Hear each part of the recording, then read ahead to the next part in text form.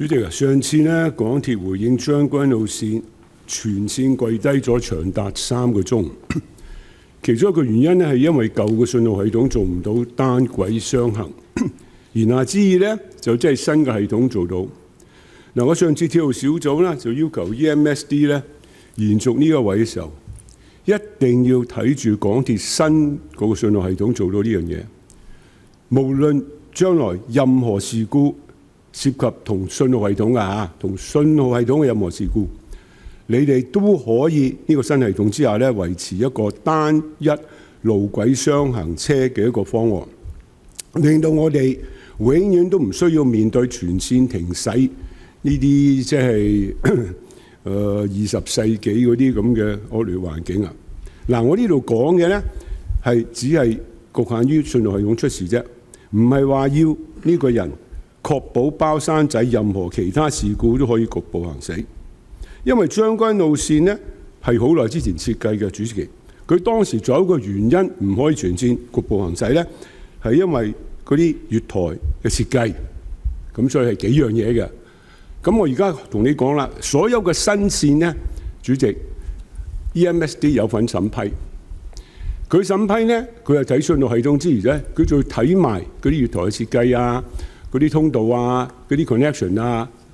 係 make sure 一條線分開好多段，無論任何一段將來有任何事故出事，佢都可以有個 fallback 維持翻單軌雙行，咁啊永遠都唔會全線停咯。我哋而家都已經喺2025年啦，係咪？呢啲咁嘅事傳出去，全世界都收家啦。咁所以我就問下你哋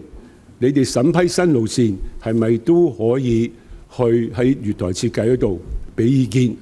咁最後啦，你俾咗意見，港鐵唔聽嘅，咁你會點？係咪港鐵一定會接受你嘅意見嘅？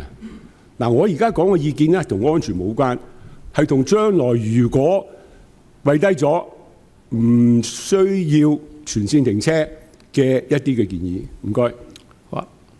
啊，副秘書長。我講少少先啦，多謝主席，多謝田議員提問。咁上次其實佢都提到呢一個新嘅呢一個信號系統，我哋引入咗之後，其實我哋都確認翻呢，其實佢喺設備上呢係配備雙向運作功能嘅。咁技術上呢，其實可以做到個單一路軌繼續去呢一個提供服務。咁當然我哋其實個大原則呢，同港鐵公司都認同呢，就係喺事故發生嘅時候呢，我哋都希望盡量維持翻有限度嘅服務，即係減低對市民乘客嘅影響啦。咁不過當然我哋每一個事故，我哋睇翻現場嘅實際運作，亦都要考慮翻嗰個月台嘅大小啦、個人流啦、個乘客個資訊發放幾方面呢，去決定係咪採用一個即係單向嘅運作嘅模式去應對嗰個事故嘅。咁至於喺長遠嚟講，我哋其實機電署嘅同事喺每一個現在新嘅鐵路項目呢，其實佢已經係一早呢就同我哋路政署嘅同事呢緊密合作。其實佢有參與其中，喺嗰個規劃方面呢，已經將啲安全嘅元素呢包含喺入邊。咁所以多謝田議員呢一個嘅意見呢，我哋每一次我哋睇翻我哋嗰個新嘅系統嘅設計上面呢，我哋會考慮埋呢一點，點樣可以容讓翻到時如果真係有事故嘅話，嗰個設計上、成個流程上、個配套上，可以等佢哋可以容易啲可以做到呢一個維持翻嗰個服務嘅情況係出現嘅。我想聽下機電處長有冇回應？處長，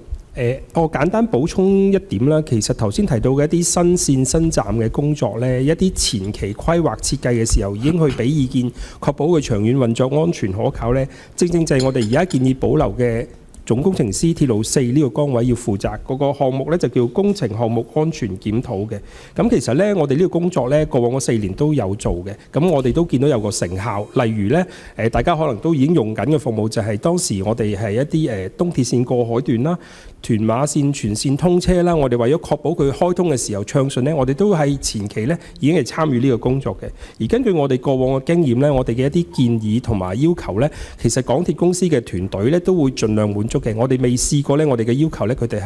係唔同意或者冇做過嘅。多謝主席。好，咁啊好喎，答咗你個問題啦。咁聽話港鐵，咁你真係好巴閉。咁呢個位一定會留啦。